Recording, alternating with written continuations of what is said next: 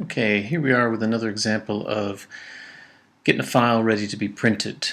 Here's another old shot that was done with a digital camera that obviously the contrast is not great and the figures there in the middle ground are a bit dark. They're having fun eating ice cream, waiting to get dropped on by these rocks. But we can improve that a little bit, bring up these figures a little bit, make the colors a little bit stronger. So what I'm aiming for is something about like that. Now, for me, I really don't like an over-processed effect, so I'm trying to do some things that are a little bit subtle. So, again, we'll use adjustment layers because we can always delete those layers, we can always hide those layers to see what kind of effect they make. All right. So, first thing I want to do is save my file as a PSD. JPEGs are not a good way to store archive images. So we'll call this number 2. Alright, so the figures are too dark. So I want to change the contrast. I want to lighten the dark values. So I'm going to start with adjustment layer for the curves. Right. So what you do is you click on these things and see what happens.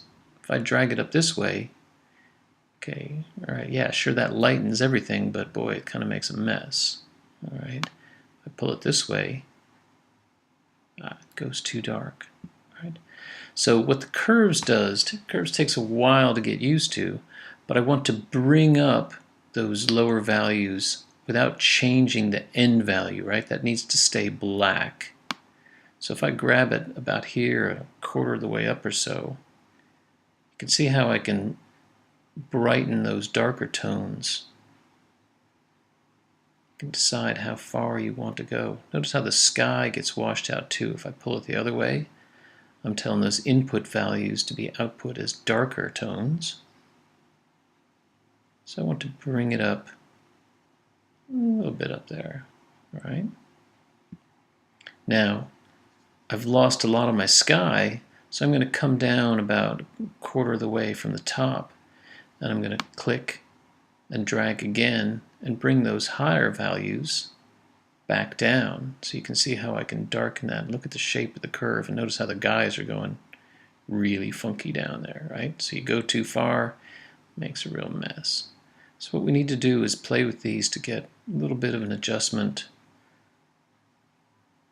Bring it down so it makes it a little bit darker, right? So what that has done, if you look at the curve, it's increased the contrast in the shadowy areas. It's lowered the contrast in the middle values where I don't have much in the way of pixel values anyway.